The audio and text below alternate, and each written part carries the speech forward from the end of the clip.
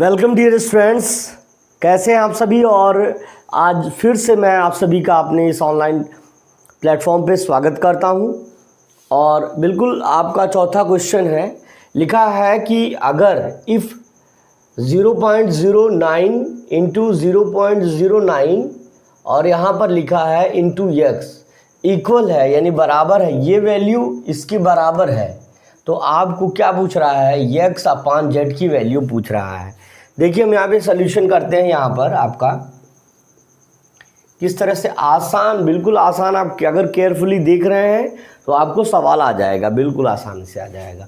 लिखा हुआ है कि यहाँ पर अगर मैं रूट बना दूँ तो लिखा हुआ है 0.09 इंटू 0.09 और इंटू रूट के अंदर एक्स लिखा हुआ है, इसको हम रूट के साथ बाहर कर दे रहे हैं, इंटू इसको हम लिख दे रहे हैं रूट एक्स। ऐसा भी हम लिख सकते हैं, अगर कोई भी नंबर रूट के अंदर है तो हम उसको अलग अलग बाहर भी लिख सकते हैं। और यहाँ पर आपका देखिए लिखा हुआ है उसके बाद 0.09 इंटू 0.09 और इंटू रूट जेड। चूँकि हमको x अपान जेड निकालना है इसलिए जेड को इधर लाएंगे और इसको उधर लेके जाएंगे, तो हम लिख सकते हैं कि root x upon root z. हम जेड को वहाँ से इस वाले टर्म से इधर लेके आए हैं, इक्वल के, ये इक्वल है, इक्वल के इधर लेके आए हैं। इस चीज़ को आपको ध्यान रखना है थोड़ा सा। जब हम इसको इधर लेके जाएंगे तो ये वाला टर्म उधर भेज देंगे और ये वाला टर्म वेरिएबल है तो इसको इधर लेके आएंगे, तो हमारा क्या आ जाएगा 0.09 और इंटू 0.09 और अपान आपका रूट में आ जाएगा, कितना आ जाएगा 0.09 और यहाँ पर है इंटू 0.09। याद रखिए कि एक रैशनलाइजेशन प्रोसेस होता है, परिमेयीकरण की प्रक्रिया होती है। यदि हर से, पहली बात हर में यानी डिनोमिनेटर के प्लेस पे रूट नहीं रह सकता। मैं थोड़ा सा इसको इरेज कर दूं अगर क्वेश्चन को, तो आपको क्लियर दिख रहा होगा बिल्कुल। ये वाला हमने इधर भेजा, इधर मल्टीप्लिकेशन, तो अदर साइड में डिवीजन हो जाएगा। एक्स अपान जेड, यानी जेड यहाँ पे मल्टीप्लाई था तो देखिए यहाँ डिवाइज़र बन गया और डिनोमिनेटर हो गया, यानी भाग के रूप में परिवर्तित हो गया। अब अगर हम रैशनलाइजेशन करते हैं तो इसी नंबर का यानी रूट का ही ऊपर नीचे गुणा करते हैं। जब नीचे गुणा करेंगे तो रूट का 2 बार गुणा हो जाएगा, रूट का स्क्वायर हो जाएगा, है ना। अब जैसे मैं कहूँ कि अगर रूट 3 है और ऊपर है मान लीजिए 2, तो रूट 3 से अगर डिनोमिनेटर से 3 हटाना रहेगा तो ये रूट हटाना रहेगा, तो हमारा रूट 3 से ऊपर नीचे मल्टीप्लाई कर देंगे। ये होता है रैशनलाइजेशन यानी परिमेयीकरण, इसको हम कहते हैं रैशनलाइजेशन, है ना। रैशनलाइजेशन कहते हैं यानी परिमेयीकरण कहते हैं। तो उसी हिसाब से तब यहाँ ऊपर आ जाएगा आपका 2√3 और नीचे आ जाएगा, चूँकि 3√3 का √3 में मल्टीप्लाई होगा तो √3 का स्क्वायर हो जाएगा, यानी सीधे आ जाएगा 3। तो इस तरह से इसी प्रक्रिया के ऊपर जो है हम अपना सवाल लगाएंगे बिल्कुल आसानी से अपना सवाल बिल्कुल इसी प्रक्रिया पे लगाएंगे। जब हम इसका रैशनलाइजेशन करेंगे, है ना, इसका रैशनलाइजेशन करेंगे तो हमारा क्या हो जाएगा, हमारा ये जो रूट है ये रूट हट जाएगा और यहाँ इस तरह से होगा। कैसे होगा आपको समझ में आना चाहिए। 0.09 इंटू 0.09 और इंटू क्या हो जाएगा, रूट में आपका 0.09 इंटू 0.09, है ना, 0.09 और अपान आपका पहले से ही है यहाँ पे आपका अब जो कि ये जो है इसका आपस में 2 बार गुणा होगा तो वो ये हट जाएगा, रूट हट जाएगा, ये 0.09 हो जाएगा और इंटू 0.09 हो जाएगा। ये यहाँ से ये कैंसिल हो गया, हमारा बच गया। अगर हम कहें रूट एक्स अपान वाई की वैल्यू अगर हम कहें तो रूट एक्स अपान जेड, है ना, जेड की वैल्यू हम कहें तो हमारा कितना आ जाएगा, अभी के लिए हमारा आ जाएगा 0.09 इंटू 0.09, ठीक है ना, इतनी वैल्यू आ जाएगी। और जब हम दोनों पक्षों का वर्ग बाई, है ना, by squaring both side, by squaring both side. अगर हम दोनों पक्षों का वर्ग करें, है ना, दोनों पक्षों का वर्ग करें तो यहाँ पे आ जाएगा वर्ग करने के बाद x/z, है ना। जरा देखना चाह रहे हैं कि दिख रहा है कि नहीं आप सभी लोगों को? बिल्कुल दिख रहा है आप सभी लोगों को। तो x/z इज इक्वल टू, जब इसका स्क्वायर करेंगे तो कड़ी हट जाती है, याद रखिएगा इस चीज़ को। तो 0.09 इंटू 0.09, बेटा 9 9 जा 81, सीधे आप यहाँ पर लिखिए 81। और चूंकि कितने डिजिट पर यहाँ डेसिमल, दो डिजिट पर दो 4 डिजिट हो गया, तो इसके बाद 4 डिजिट पर डेसिमल, यानी हम यहाँ पर 1 2 3 4 यानी 4 डिजिट पर यहाँ डेसिमल लगा देंगे और यही हमारा क्या हो जाएगा, आंसर हो जाएगा।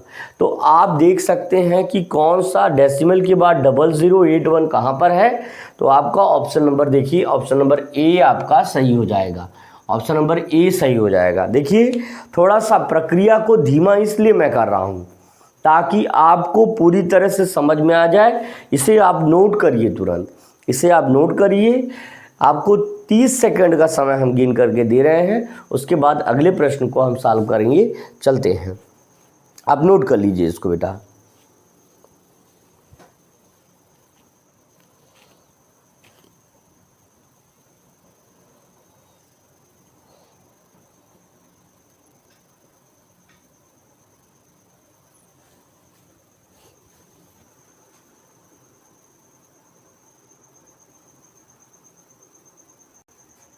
देखिए बच्चों, ये क्वेश्चन है आपके लिए कि the value of √7 plus √10 is, आपको कह रहा है कि करणी में 7 धन 2 करणी में 10 का मान क्या है।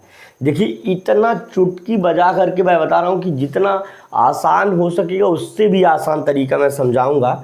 अगर आपको सॉल्यूशन करना है तो सीधे देखिए इस तरह से करना है। आपको लिखा क्या है, आपको लिखा है कि 7 और प्लस 2√10, ये लिखा है। आप देखिए 7 को क्या लिख सकते हैं, मैं एक एक स्टेप आपको बताऊंगा। 7 को हम लिख सकते हैं 5 + 2 लिख सकते हैं, बिल्कुल आसान। 5 और 2 साथ ही होता है।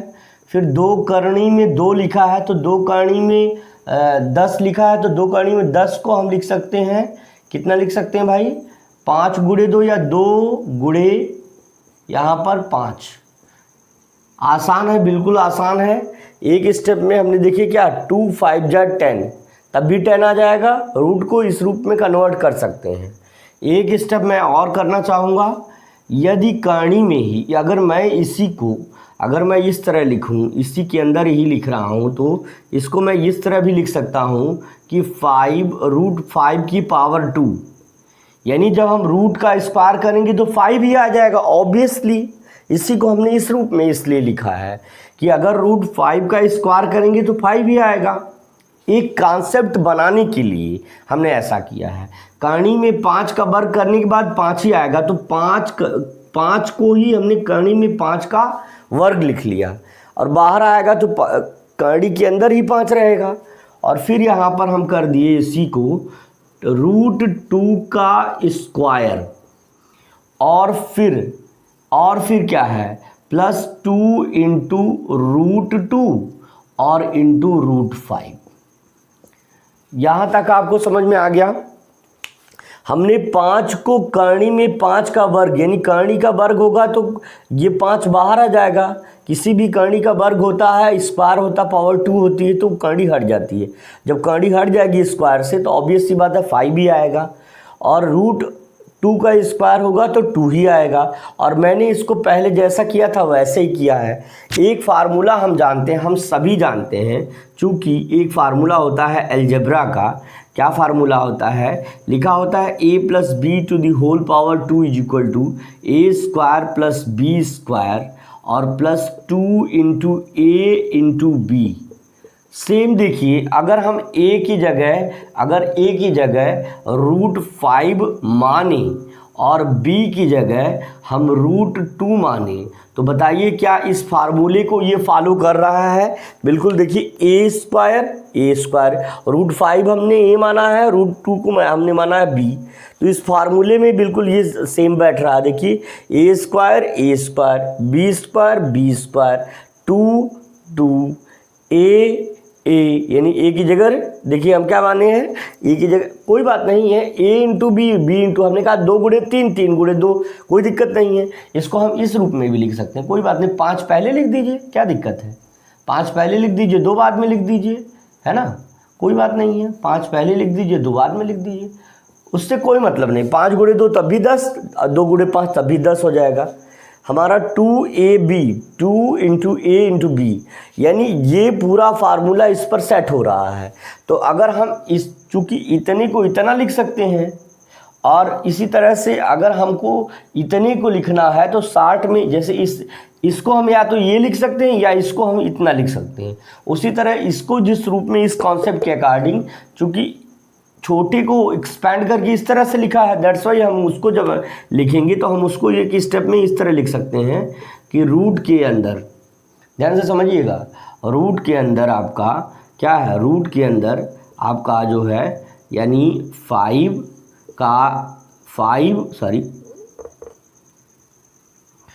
रूट के अंदर 5 और प्लस √2 का स्क्वायर, रूट के अंदर 5 प्लस √2 का स्क्वायर। अब जब हम इसका स्क्वायर करेंगे, स्क्वायर से ये वाली करनी हट जाएगी। अरे भाई आपने देखा a + b के होल स्क्वायर के रूप में कन्वर्ट हो गया, तो अब हमारा क्या आंसर आ जाएगा, सीधे आ जाएगा √5 और प्लस √2, यही हमारा आंसर हो जाएगा। और जो आंसर हमारा मैच करेगा उसी के साथ हम चले जाएंगे। देखते हैं, मान लीजिए ब्रैकेट नहीं लगा है तो ब्रैकेट हटा दीजिए, कोई दिक्कत नहीं है। आपका देखिए ऑप्शन कौन सा जाता है, तो ऑप्शन नंबर आपका A B C, आपका C ऑप्शन सही हो जाएगा। ठीक है ना। चलते हैं अगले प्रश्न पर, इसको आप नोट कर लीजिए।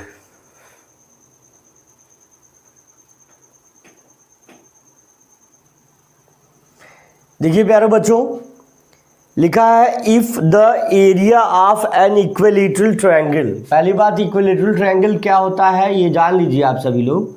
इक्विलैटरल ट्रायंगल एक ऐसा ट्रायंगल होता है, इक्विलैटरल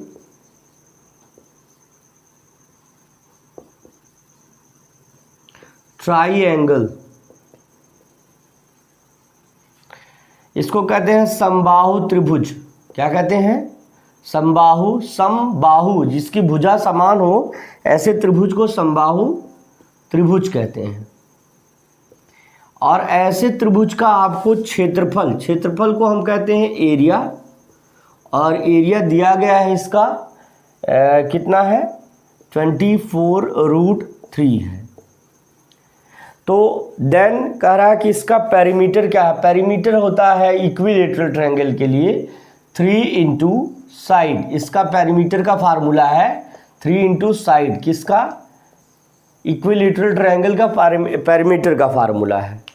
और एरिया का फार्मूला क्या होता है, √3/4 साइड स्क्वायर, भुजा का वर्ग, यानी कर्ण में 3/4 भुजा का वर्ग जो होता है एक समबाहु त्रिभुज का जो भुजा क्या है, जैसे मान लीजिए ये भुजा ये सभी बराबर होती हैं, और कर्ण में 3/4 √3/4 इंटू साइड स्क्वायर जो होता है इसका क्या होता है, एरिया होता है, जो कि आपका 24√3 दिया है।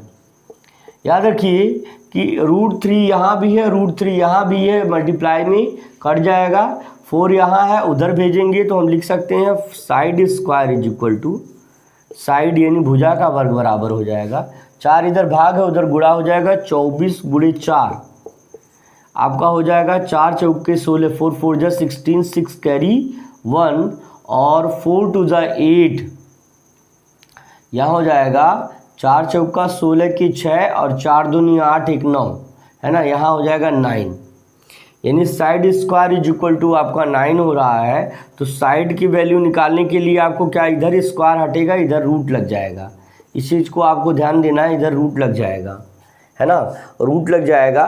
तो आपको क्या करना है, इसको स्क्वायर के फॉर्म में कन्वर्ट करना है, ये स्क्वायर के फॉर्म में आपको कन्वर्ट करना है। ध्यान से समझिएगा इस चीज़ को।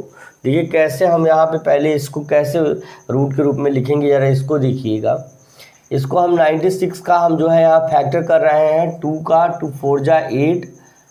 ईजिली यहाँ से भी थोड़ा सा एक स्टेप मैं यहीं कर देना चाह रहा हूँ। हम देखिए क्या कर सकते हैं, हम लिख सकते हैं 24 को हम क्या लिख सकते हैं, हम लिख सकते हैं 4 6 जा 24। हम इसको लिख सकते हैं 4 या 6 4 जा 24। और ये देखिए 4 4 का पेयर मिल गया, हम इसको लिख सकते हैं। अब साइड का हमको साइड स्क्वायर ही अगर हमको निकालना है तो साइड की वैल्यू निकालने के लिए हम क्या करेंगे, लिखेंगे इसको रूट में 16 इंटू 6। देख लीजिए आप, 6 चौक 24 और ये 4 जो है चूँकि यहाँ से उधर गया था तो गुणा हो गया। अब 16 का वर्गमूल निकाली, चूँकि यहाँ से वर्ग हटा तो उधर कांडी लग जाती है, तो यहाँ से 16 का वर्गमूल आपका कितना हो जाएगा 4, और ये 4 करनी में 6 आपका ये आएगा आपका भुजा का मान, यानी उसकी साइड, एक साइड जो है हमको 4√6 आ गई।